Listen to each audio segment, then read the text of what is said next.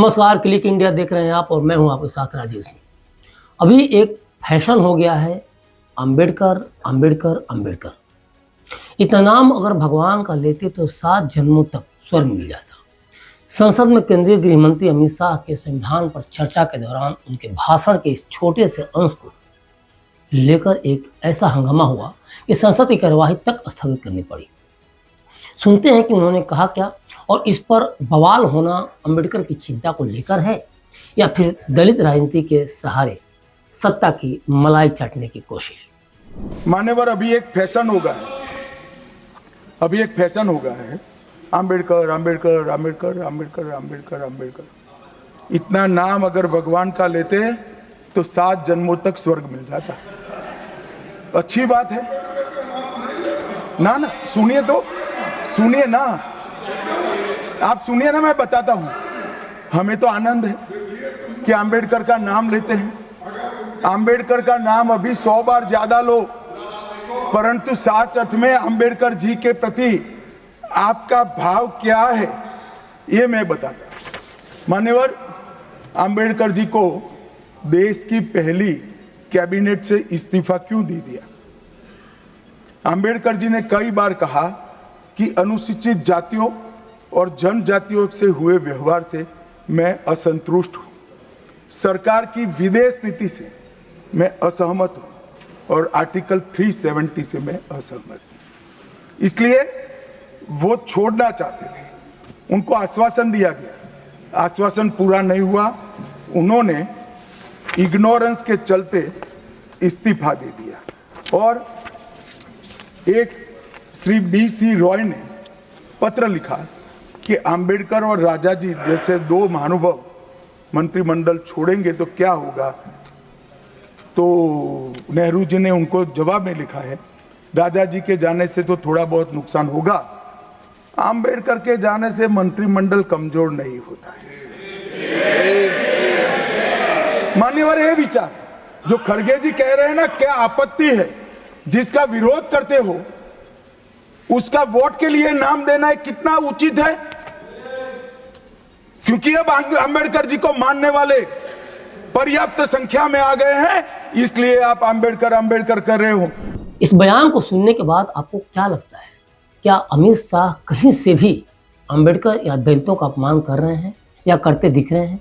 बल्कि जो मैं समझ पा रहा हूं वो ये है कि वे उन राजनीतिक दलों का या नेताओं को कटघरे में खड़े कर रहे हैं जो अंबेडकर के प्रतीकों का यूज करते हुए भी दलितों का विरोध कर रहे हैं। और ऐसा क्यों कर रहे हैं ये नेता? क्योंकि दलित राजनीति जो कभी अपने दम पर सत्ता तक पहुंचने की ताकत रखती थी, आज काफ़ी हद तक कमज़ोर पड़ गई है। बहुजन समाज पार्टी यानी कि BSP को ही देख लीजिए, मायावती का एक भी सांसद संसद नहीं पहुंच सका।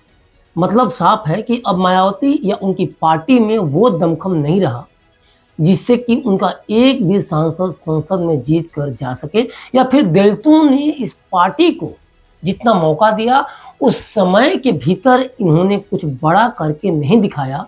और यही कारण है कि आज बाबा साहब अम्बेडकर के सभी राजनीतिक दलों को अच्छे लगने लगे हैं। मतलब कि दलित राजनीति चूंकि अब कमज़ोर हो गई है, इसलिए राजनीतिक दलों को लग रहा है कि दलित राजनीति की ज़मीन खाली हो गई है।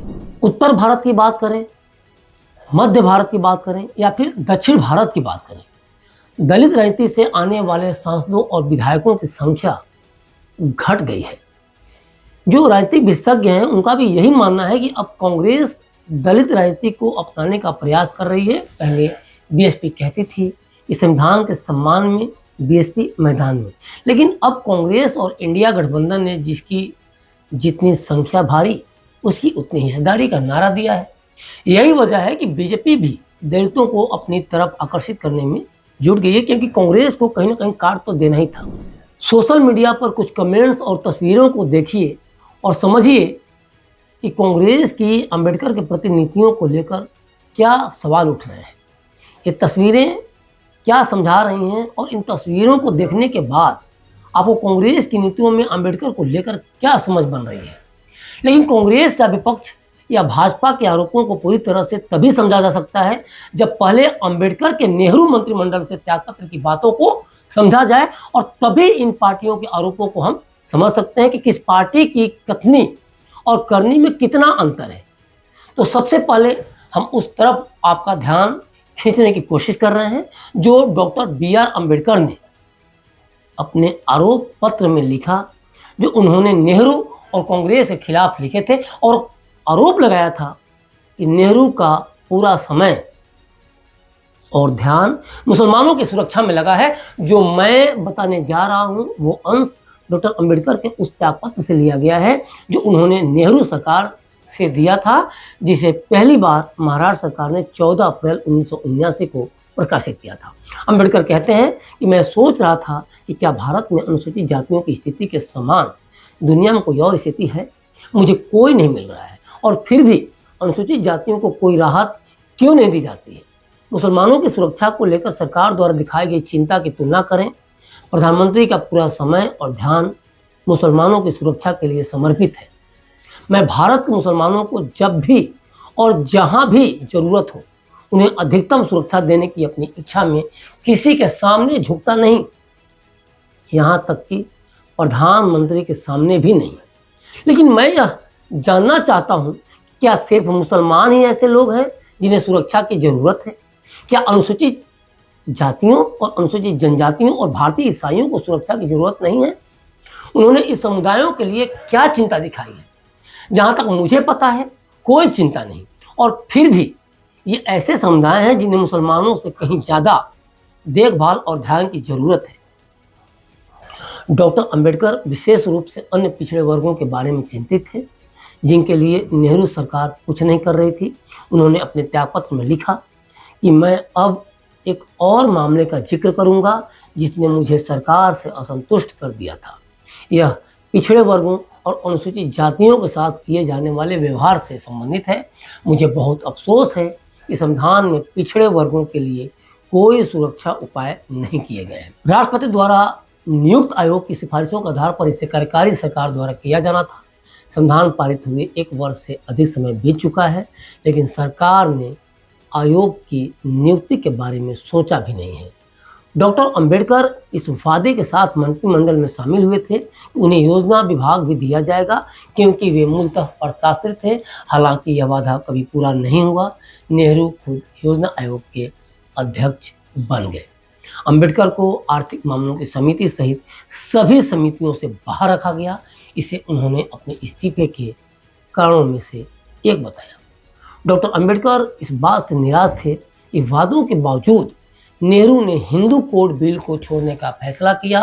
बाबा साहब ने अपने इस्तीफे में लिखा कि इसीलिए मैं समय के आधार पर हिंदू कोड बिल को छोड़ने के प्रधानमंत्री के फैसले को स्वीकार करने में असमर्थ था। मुझे अपने इस्तीफे के लिए यह विस्तार से स्पष्टीकरण देना पड़ा, क्योंकि कुछ लोगों ने सुझाव दिया है कि मैं अपनी बीमारी के कारण जा रहा हूँ। मैं ऐसे किसी भी सुझाव को अस्वीकार करना चाहता हूँ। बीमारी के कारण अपने कर्तव्य का परित्याग करने वाला मैं अंतिम व्यक्ति हूँ। अंबेडकर ने अपने त्यागपत्र में 27 सितंबर 1950 को ये सारी बातें लिखी थीं, और ये सारी बातें थीं अंबेडकर की जो मैंने अभी ऊपर आपको बताई भी। अंबेडकर ने जो कहा उससे ये तो क्लियर हो गया कि वे किसके लिए कितने खास थे और हैं। और देखा जाए तो अंबेडकर के बहाने दलित राजनीति पर राजनीतिक पार्टियों का इतना फोकस क्यों है? क्योंकि 2011 की जनगणना के अनुसार भारत में दलितों की आबादी करीब 16.6% है और यह संख्या 20% से भी ज़्यादा हो सकती है। दूसरी बात, दलित इन पार्टियों के लिए कितने बड़े वोट बैंक हैं, इसका अंदाज़ा इसी बात से लगाया जा सकता है कि लोकसभा में दलितों के लिए 84 सीटें रिजर्व हैं। और इसीलिए राजनीतिक दलों को कमज़ोर होती दलित राजनीति के बीच एक बड़ा मौका दिख रहा है, और हर दलित इन्हें अपने दिल के करीब दिख रहे हैं, क्योंकि जब तक इसका भविष्य सवालों के घेरे में है, दलित राजनीति की जितनी जमीन हथियाना है, हथिया लो, यही सोच रह गई है। तो क्या कहा जाए, क्या इस समय भारतीय राजनीति में बाबा साहब भीमराव अंबेडकर को अपनाने की होड़ मची हुई है? राजनीतिक दलों को क्या ये सबसे बेहतर तरीका लग रहा है? पिछले कुछ समय से अगर देखा जाए तो एकदम साफ दिख रहा है कि कांग्रेस में सत्ता को लेकर कितनी छटपटाहट है। कांग्रेस पार्टी ने जिस तरह से तथ्यों को तोड़ मरोड़ कर रखने का प्रयास किया है, ये अत्यंत निंदनीय है और मैं इसकी निंदा करना चाहता हूं। ये क्यों हुआ? क्योंकि भारतीय जनता पार्टी के वक्ताओं ने संविधान पर, संविधान की रचना के मूल्यों पर, और जब जब कांग्रेस या भारतीय जनता पार्टी का शासन रहा तब शासन ने संविधान के मूल्यों का किस तरह से मूल्यांकन किया, संरक्षण किया और संवर्धन किया, इस पर फैक्ट के साथ भारतीय जनता पार्टी के वक्ताओं ने अनेक उदाहरणों के साथ जनता के सामने विषय रखे और उसमें वो तय हो गया कि कांग्रेस पार्टी आंबेडकर जी विरोधी पार्टी है, कांग्रेस पार्टी आरक्षण विरोधी पार्टी है, कांग्रेस पार्टी संविधान विरोधी पार्टी है। और ये छटपटाहट इसलिए भी है कि जब तक केंद्र की सत्ता में मोदी सरकार नहीं आई थी तब तो कांग्रेस को यही लग रहा था कि वही भारत और भारतीयों का असली चेहरा है। उसकी नीतियां ही देश का सौभाग्य बदल सकती हैं, देश का सौभाग्य जगा सकती हैं, देश के मस्तक चमका सकती हैं। कांग्रेस में कोई कमी नहीं थी, कमी थी देश की सत्ता को सोनिया और उसके बाद राहुल और अब प्रियंका तक सीमित रखने की।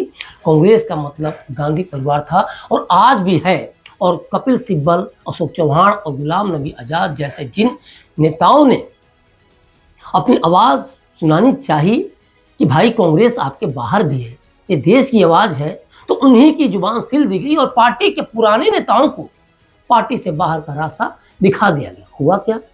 उस आवाज को कभी सुना ही नहीं गया जो जनता की तरफ से आ रही थी, क्योंकि गांधी परिवार को वे कभी मंजूर ही नहीं रहा कि उनके परिवार से बाहर किसी की पकड़ कांग्रेस पर बने, क्योंकि वे कांग्रेस का मतलब ही गांधी परिवार समझते रहे। और ये तब था जब गांधी परिवार की राजनीतिक परिपक्वता या पकड़ जनता हमेशा संदेह के घेरे में रखती रही। न सोनिया को भारतीय राजनीति की इतनी समझ हो पाई और न ही राहुल में जनता का भी परिपक्वता देख पाई। प्रियंका में जनता को इंदिरा की छवि जरूर दिखी, लेकिन गांधी परिवार ने शायद उन्हें वेटिंग लिस्ट में इसलिए काफ़ी समय तक रखा ताकि गांधी परिवार का राजनीतिक विरासत वाड्रा परिवार की तरफ शिफ्ट न हो जाए। और यही कारण है कि आज तीसरी बार कांग्रेस केंद्र की सत्ता से बाहर है। लगभग हर राज्य से कांग्रेस उखड़ चुकी है या उखड़ती जा रही है, जबकि जिस तरह के मुद्दों को कांग्रेस पिछले कुछ समय से उठा रही है वो किसी भी पार्टी को सत्ता में शीर्ष पर बैठाने के लिए काफ़ी है। लेकिन सवाल बड़ा है कि आखिर उस पार्टी की नीतियों और नेता कौन है, क्या है नीतियाँ, किस पर विश्वास किया जाए? क्या कांग्रेस पर विश्वास किया जाए? क्या उसके सहयोगी अखिलेश पर विश्वास किया जाए? क्या लालू यादव उनके पुत्र तेजस्वी यादव पर विश्वास किया जाए? या फिर उद्धव और दक्षिण भारत के स्टालिन पर विश्वास किया जाए, जो हिंदू जनजागरण के इस दौर में सनातन के प्रमुख विरोधी चेहरे रहे हैं? कांग्रेस धर्म, संविधान और जातिगत जनगणना, आरक्षण और अब अम्बेडकर के बहाने दलित की बात करना कांग्रेस का ये साबित कर रहा है कि वो बीजेपी को इन मामलों में काफ़ी पीछे छोड़ चुकी है। तो फिर भी उसे दलित वोट क्यों नहीं मिल रहे? जातीय समीकरण पर उसकी राजनीति फिट क्यों नहीं बैठ रही? और मुसलमानों का वोट भी क्यों उससे छिटकता जा रहा है? क्योंकि बीजेपी बाबा साहेब अम्बेडकर को लेकर काफ़ी सजग है। उसने अम्बेडकर से जुड़े सभी स्थलों को संरक्षित किया है और तीर्थ के रूप में विकसित किया है। उनके व्यक्तिगत और विचार को बढ़ाने के लिए बाबा साहेब अम्बेडकर सेंटर स्थापित किया। राष्ट्र निर्माता बाबा साहेब अम्बेडकर किताब के लेखक डॉक्टर परवेज चौधरी कहते हैं कि बाबा साहेब अम्बेडकर सिर्फ दलितों के नेता नहीं हैं, बल्कि समूचे भारत और विश्व के नेता हैं। बीजेपी ने इस विचार को बढ़ावा दिया है। कांग्रेस ने अम्बेडकर को दलित नेता के रूप में छवि बिगड़ी, लेकिन बीजेपी ने उन्हें वैश्विक स्तर पर ला खड़ा किया। उनके हर पक्ष को बीजेपी ने बढ़ावा दिया है। और ये सब क्यों है? क्योंकि ये सभी ने देखा कि किस तरह से इस लोकसभा चुनाव में उत्तर प्रदेश से 17, पश्चिम बंगाल से 10, तमिलनाडु से 7 और बिहार से 6 दलित सांसद चुनकर लोकसभा पहुंचे हैं। और इन राज्यों के बाद अगर कर्नाटक और महाराष्ट्र की बात करें तो 5 दलित सांसद इन राज्यों से भी लोकसभा में भेजे गए। और आंध्र प्रदेश, मध्य प्रदेश, पंजाब और राजस्थान ने भी देखा जाए तो 4 अनुसूचित जाति के सांसदों को निचले सदन में भेजा। तो आप दलित वोटों का मतलब समझ सकते हैं। आप लोकसभा में दलित सांसदों के इन आंकड़ों से अंदाजा लगा सकते हैं। दलित समाज को इग्नोर करना मतलब सत्ता से बाहर रहना है। और यही कारण है कि चौथी बार इस वैसाखी को यूज करके कांग्रेस केंद्र की सत्ता में सवार होना चाहती है या फिर राज्यों की विधानसभा चुनाव में अपनी जीत को पक्की करना चाहती है। और इसमें शक की गुंजाइश इसलिए भी नहीं है क्योंकि देश में 20,13,78,086 दलित हैं। देश के 76.4% दलित ग्रामीण इलाकों में रहते हैं, जबकि पूरे देश की आबादी के 68.8% लोग ग्रामीण इलाकों में रहते हैं। तो ये बिल्कुल क्लियर है कि गाँव में ही हैं ज़्यादातर दलित आबादी। देश के 23.6% दलित शहरी इलाकों में रहते हैं, जबकि पूरे देश की आबादी के 31.2% लोग शहरी इलाकों में रहते हैं। तो क्या अमित शाह के बयान के बहाने इसी वोट को साधने की फिराक में कांग्रेस ने अंबेडकर के अपमान का आरोप लगाया है और इसे देश के राजनीतिक आकाश में बड़ा मुद्दा बनाकर कांग्रेस पेश करना चाह रही है? बहरहाल आपकी इस पूरी खबर पर क्या प्रतिक्रिया है? कांग्रेस की इस नीति को आप किस रूप में देखते हैं? अमित शाह के इस बयान को आप किस रूप में देखते हैं? हमें कमेंट बॉक्स में कमेंट कर जरूर बताएं और देखते रहें क्लिक इंडिया। शुक्रिया।